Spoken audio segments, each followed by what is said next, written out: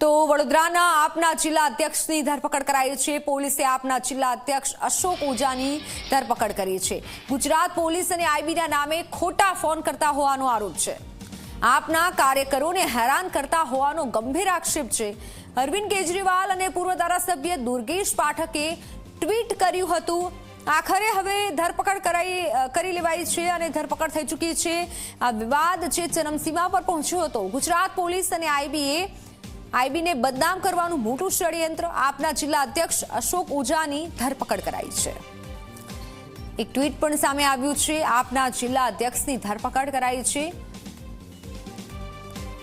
આપનો આંતરિક વિવાદ ચરમસીમા પર પહોંચ્યો હતો ત્યારે ગુજરાત પોલીસ આઈબીને બદનામ કરવાનું આ મોટું કાવતરું ગુજરાત પોલીસ અને આઈબીના નામે જે ખોટા ફોન થતા હતા તેવો આરોપ લાગ્યો છે।